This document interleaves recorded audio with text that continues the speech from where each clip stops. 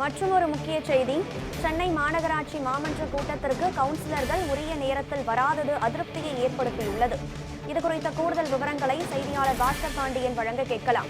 வணக்கம் பாஸ்கர் பாண்டியன். மாமன்ற கூட்டத்திற்கு கவுன்சிலர்கள் வராதது அதிருப்தி அளிப்பதாக இந்த கருத்தை யார் கூறியிருக்கிறார்கள்? மாமன்றத்தின் தற்போதைய சூழல் என்ன?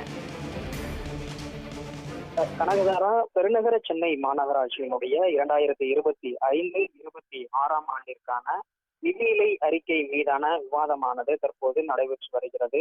மேயர் பிரியா தலைமையில் நடைபெற்று வரும் இந்த மாமன்ற கூட்டத்தில் காலை 10 மணிக்கு தொடங்க இருக்கும் நிலையில் கிட்டத்தட்ட இந்த கூட்டத்தில் 100% வர வேண்டும் என ஏற்கனவே நடந்த மாமன்ற கூட்டத்தொடரில் துணை மேயர் மகேஷ்குமார் அறிவுறுத்தியிருந்தார்.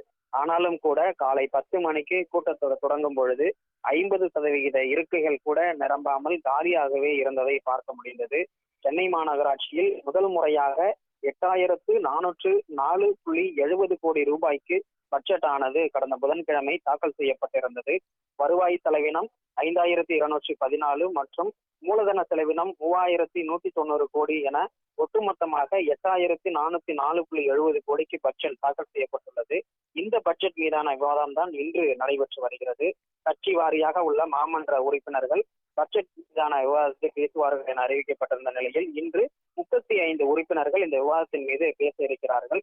தொடர்ந்து உறுப்பினர்கள் பேசி வரக்கூடிய நிலையில் சென்னை மாநகராட்சியில் இருக்கும் 200 வார்டு உறுப்பினர்களில் கிட்டத்தட்ட 100% உறுப்பினர்கள் கூட இங்க பங்கேற்க வேண்டும் என ஏற்கனவே அறிவுறுத்தப்பட்டிருந்தது. ஆனால் 100 கவுன்சிலர்கள் கூட காலை 10 மணிக்கு இருக்கைகளில் வந்து அமராமல் இருக்கை காலியாக இருந்ததையே நாம் பார்க்க முடிந்தது.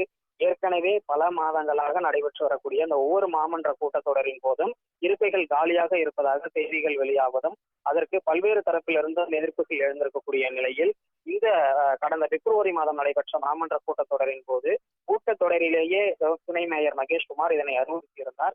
அனைத்து கவுன்சிலர்களும் காலை 10 மணிக்கு இருக்கையில் வந்து அமர்ந்திருக்க வேண்டும் என அறிவுறுத்தி இருந்தார். ஆனாலும் கூட கடந்த புதன்கிழமை நடந்த நிதிநிலை அறிக்கை தாக்கல் செய்யப்படும் போதும் கூட காலை 10 மணிக்கு 50% இருக்கைகள் நிரம்பவில்லை. இன்று நிதிநிலை அறிக்கை மீதான இந்த விவாதம் தொடர்பாக மாமன்ற கூட்டம் நடைபெற்று வரக்கூடிய நிலையில் இன்றும் 50% இருக்கைகள் கூட நிரம்பப்படாமல் இருப்பது தொடர்ந்து மக்களிடையேயும் சமூக ஆர்வலர்களிடையேயும் அதிருப்தியை ஏற்படுத்தி வருகிறது.